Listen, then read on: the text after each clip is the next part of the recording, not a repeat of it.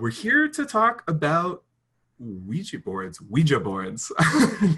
And you have a really interesting history. So the first essay in my book, Interviews with My Family Ouija Board, is about very specifically my experience with Ouija boards. And I use it sort of as a divination tool in that, but I know that's not normally it. I'm excited to be talking to you because I called you a tarot reader, you're a tarot expert and an astrology expert. And so I'm interested to know, what was your journey to get to becoming a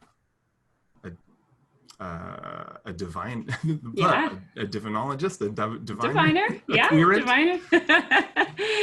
Yeah. It has been a journey for sure. Ouija boards, I say, were part of the gateway into getting here. When I was a kid, I was always really, really interested in the supernatural. I loved shows like Unsolved Mysteries, especially when they were doing episodes about UFOs, Stonehenge, crop circles, hauntings, psychics. Those were always my favorite ones. If I was friends with this girl next door, and if she wanted to hang out with me on the night that Unsolved Mysteries had a UFO special on, I would always say no. Like, that was that was my thing. So I was always super interested in this idea that we can communicate with things that are unseen. And I also was raised with a strong belief in ghosts and this idea that there's more than meets the eye when it comes to our 3D material world, because my mom was really into psychic readings, and she liked to have parties where psychics would come over and do readings for her and our family members and her friends, and she would record them, and then she would let me listen to these tapes later. So I was this kid listening to these psychic readings, and no one told me that that was a weird thing to do, right? I wasn't raised with this idea that other people sometimes are raised with, where they're taught to believe that divination is evil or the work of the devil, or that you shouldn't read tarot cards, or that it's not possible to have some kind of intuitive inclination towards something. So it was just kind of always there. And my mom had also lived in a house before I was born. Her and my dad had owned a house that she always claimed was haunted, severely haunted. And my dad never had experiences with spirits in this house. But my mom had all kinds of stories from this place, and throughout her entire life has always maintained these stories. They don't change over time. She never wavered on them. And she also didn't have ghost stories from a million other places. It was just this one time in her life, which to me always seemed very legitimate, right? So I had no reason to doubt these things. And being the kind of kid that I was, where I also wanted to have stories like that, I guess, and see spirits and have some kind of sixth sense. I was interested in Ouija boards because it seemed like an accessible way to talk to spirits. And I don't necessarily remember how I found out about them, or where, if I saw it on TV, if there was a commercial, I don't know. But I eventually got one for my birthday. And I would have friends over and we would play with it in our basement. And it was really fun and exciting and a little bit weird. We didn't have a lot of kooky things happen, but once in a while there would be something spooky. Like, I remember we were playing with it once and the toilet flushed by itself.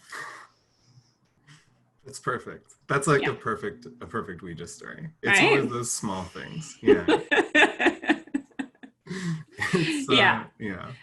So all of those things, they added up to me just being able to continue on my own path and journey to becoming a diviner, because I had a mom who wasn't really against encouraging me from these things.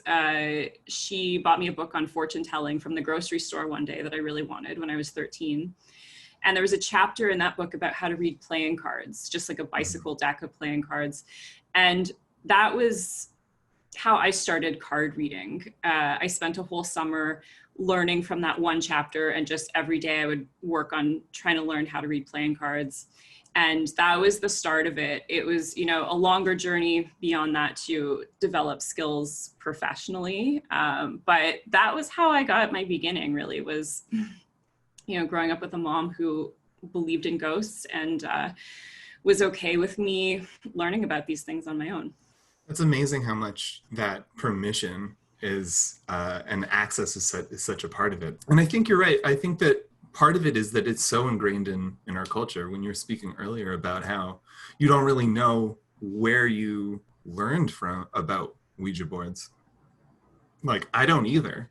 And I think a lot of people don't, but you know, they were all through the occult horror films in the 70s and 80s, and even in like Paranormal Activity, they're just everywhere. And well, especially now that Hasbro bought them from Parker Brothers, and there's an entire Ouija franchise and stuff like that. So there is this mythology, and then it's also an object that's like very easy to get a hold of, which is interesting. And yet, you know, you were mentioning you got your first Ouija board as a gift. Mm-hmm. I found mine in my Oma's attic. They kind of find their way into our lives as well, which I think that narrative is really powerful sometimes too, you know? Yeah. And it's you're right about the accessibility, right? They are easy to get. They're not very expensive. And when, you know, you think about other tools that would be associated with divination, spirituality, esoteric practices, occult practices, up until recently, you know, the internet has changed this a lot, because now you can buy anything at any time. Yeah. But, you know, when I was growing up in the 90s in the suburbs, there was no occult store I could go to. If I wanted to go and buy a deck of tarot cards, I could see if there was a deck at the bookstore at the mall, and they might have had one or two decks, and it would have been, you know, the typical deck, like the Rider-Waite-Smith deck that you can get anywhere. Mm-hmm. Or I would have to, you know, get on the subway, go downtown, go to the occult store, right? Make a whole journey about it to find this. But you can buy a Ouija board at Toys R Us or, you know, or at a department store or something. And yeah, they're everywhere. And I had never really thought about that until I read your essay, and I realized, yeah, these things are just here. Yeah, they're just here. It's really funny. I think I mentioned this in the essay. I was writing about, for Vice a long time ago, I was writing about flash animation Ouija boards, and I did a control situation with this one, but I also bought one from Toys R Us that has like a little glow-in-the-dark planchette, and like, it was like $15 or something like that. And it looks like any other board game that you would get that way. You can even get like Supernatural branded ones, like anything. I bet you could get a Stranger Things branded one right now. And the weird thing is that no matter what they are, they still work when you start using them. And that, I think, is a really powerful experience too. And I think that's part of what freaks people out, is because when it starts working and like you have got all of these trappings around you being like, oh, it's just a game. It's just, they wouldn't sell this at Toys R Us if you could speak to spirits. And then when it starts moving, it's a really profound situation, right? Obviously, you get some people who are like moving it around and being pranksters. That is part of the fun of the game, I think. It's not fun for me. It makes me very anxious when that happens. But I think that some people find that fun. But when it actually does start working, and there's sort of a feedback loop between your eyes and the board and the movement, it's you kind of almost get lightheaded, and it's a really profound experience, you know? Yeah. Do you have any, other than the toilet flushing, do you have any particularly profound Ouija board experiences? You know, with Ouija boards, I haven't had anything really dramatic happen. You know, sometimes people will say the lights went out, or, you know, they felt something or something appeared in the room. You know, I don't have anything that exciting with Ouija boards. You know, I would sometimes have spirits. When I remember when I was a kid, there was one spirit named David that I would always talk to on the board, and my mom started to get upset about that. It was starting to, I think, to worry her, and this was her term. She said, "I don't like this David business anymore." And I remember I had to stop playing with the board for a while because I think it was freaking her out, and because she had experiences with spirits already, I think that she was a bit worried that that would happen again. Right. And she didn't want new spirits in this other house that she was living in that was spirit free. So there was that. And I don't know, you know, I found that was interesting at the time, and it used to excite me, that this idea that I was talking to the same spirit all the time. That was very intriguing to me. As an adult, I've had some Ouija board experiences where, you know, it wasn't dramatic so much, but when I was with friends, we, you know, it's almost like you could simultaneously feel a change in the room, right? Where everybody just seems to feel like something is here. And one of the last times I played with a board was a few years ago, and it was at a friend's apartment, and we had contacted a child spirit, and he said that he was in the corner of her apartment. And then this freaked her out. And about a month later, she asked me if I could come over and kind of do like a cleansing and a blessing of her place, because she couldn't get this idea out of her head, right? And so sometimes, you know, those Ouija stories, they don't necessarily have to be all fireworks. It's just this idea that spirits maybe are not that far away from us, that they might be right beside you all the time. And there are other ways you could talk to them. You don't need a Ouija board to do it, but sometimes it seems like having some kind of vehicle helps to open up that communication a little bit more. That's a really good point.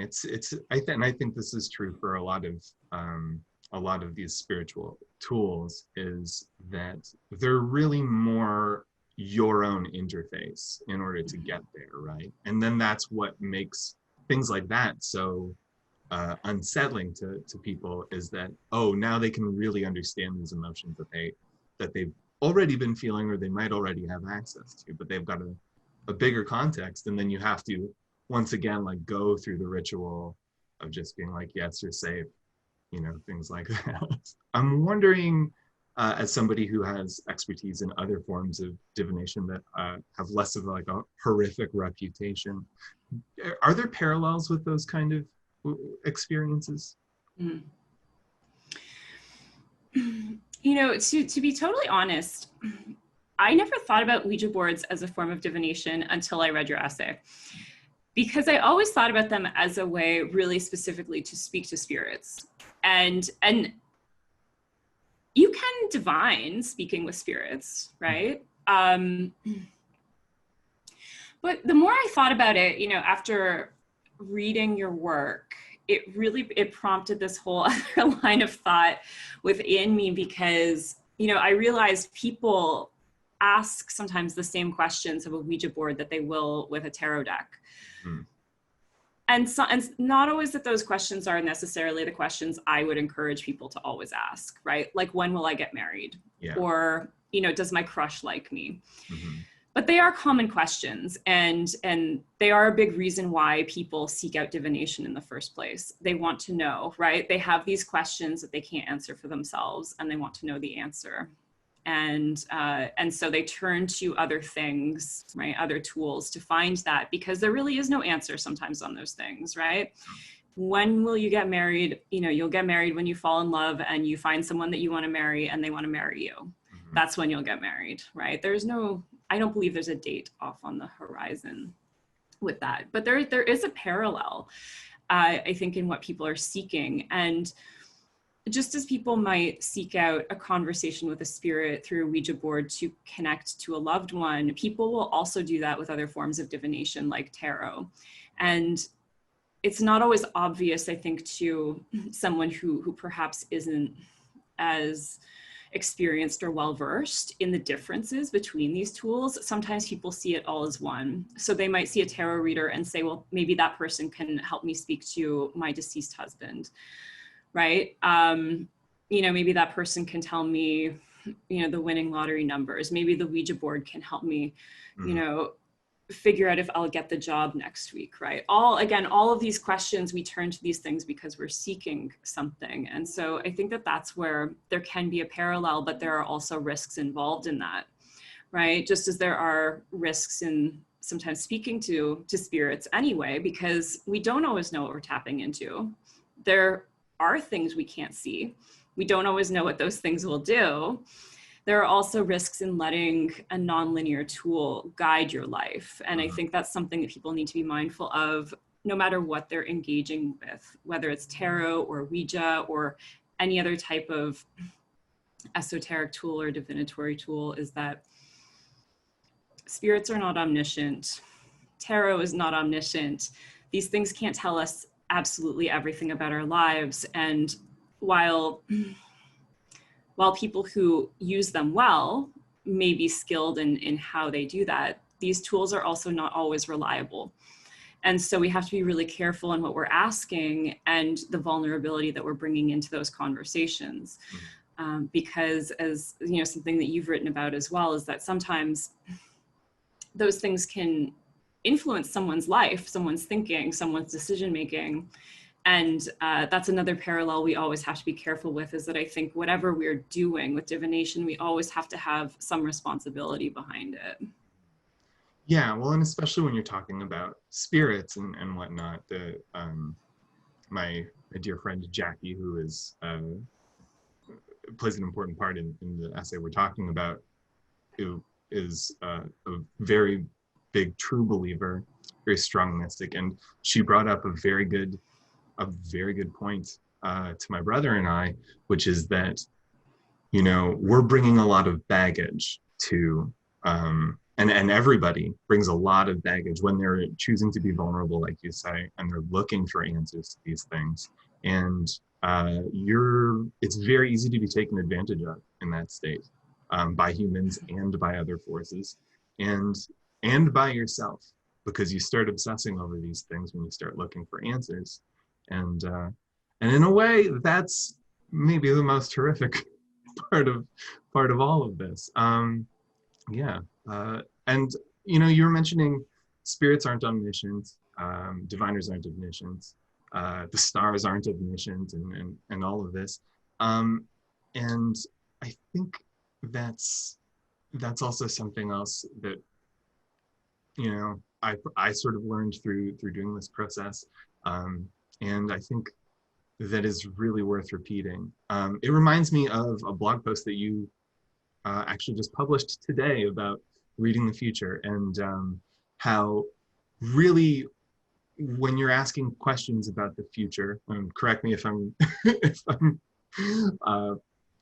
if I'm paraphrasing you incorrectly, but the idea that if you're looking for an answer to the future of what will happen, you really just have to look at your present action and see, like, well, what are you doing right now?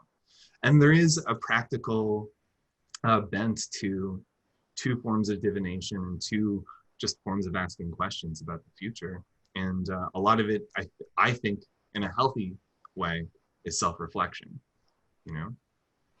Yeah, I agree. And yeah, that's exactly what I am talking about when I'm trying to, to help people look at their own futures is the best indication of where your life is going to be what are you doing right now? Mm-hmm. And if you're not doing what is going to help get you to where you want to go, you can change it tomorrow, right? You can, mm-hmm. So it really is about also being present, because we can easily escape with divinatory tools. We can easily escape with the spirit world, and that also won't necessarily get us to where we want to go. Right. Yeah. It just reminds me of growing up in the late 90s, checking my Yahoo horoscopes every single day, looking for the sign that I was like, yes, this is exactly what I wanted to read. Tomorrow's going to be a good day, and then it wouldn't. The thing that I wanted wouldn't happen because I wasn't reflecting. I was just going into my next day with a starstruck confirmation bias kind of thing. And there lies disappointment and addiction and toxicity, I think. But this is also the interesting thing about Ouija boards, right? Is that they are marketed as a game and often sold to us as a toy for kids. And a lot of us tend to have our introduction to them as we're kids as well, at least in my experience, and sounds like from your experience too. Yeah. But other forms of divination, like tarot, are not marketed to kids. Mm-hmm. You know, and it's and even astrology, you know, yeah, as kids we might read our horoscope, but to learn astrology, like really learn how to do astrology, is a deep study, and it's really complicated, and it takes a long time. And it's not something necessarily, you know, you're going to find a book on at Toys R Us. Maybe, I don't know, who knows, I could be wrong, but I just, you know, I don't see these things happening at that level in the same way that Ouija has happened and infiltrated that toy department kind of feel, right? And it's so interesting because you're right, you know, there is this need for self-reflection and practicality when we're divining, even if we're divining through a Ouija board, but we don't talk about Ouija like that. Mm-hmm.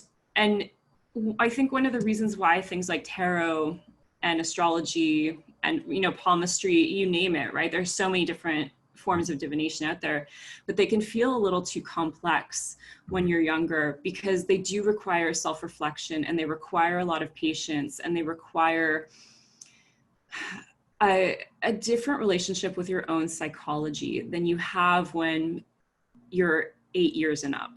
Mm-hmm. Right? And I remember even trying to, you know, learn tarot when I was in high school, and I hated it because I was like, this site does not doing anything, right? I thought it would be this instantaneous, you know, psychic vision. Mm-hmm. And it took me a really long time as an adult to appreciate tarot and to also develop the patience and commitment that it required. And so Ouija's interesting for that because it kind of, I don't want to say it breaks a rule, but it crosses some kind of boundary there that I don't think we always talk about with divination, and it goes into this other age range without any discussion around the piece about responsibility or what are we really supposed to do with this thing. Speaking of that accessibility, you also mentioned in an email that you have a small Ouija board collection, but you've also made some, and I'm interested in the process of making them. Yeah. Do they work just as well or even better since you have an actual craft emotional connection to them? Yeah, I can show you some I made. If it's too dark, I can turn the lights on. But so making them pretty easy. I think that I did mine on wood, but you could probably make them with anything like cardboard or whatever. Oh, hey. See that, but I like that. Yeah. So this is, you know, just a piece of wood. I actually just colored it with black magic marker, and then I varnished it. Mm-hmm. And then my dad helped me make this when he was still alive. So we made this little planchette for it too, because he was really good at woodworking, and he had a little shop in his garage. So he made this for me so I could use it. We put little felt booties on it and everything, so it can slide really nice on there. And then I have this one too, which I did it's wood and collage. So I just stuck the letters on, I cut them out of newspaper. So it's a little bit more kind of like punk rock, DIY, zinester, Ouija. Nice.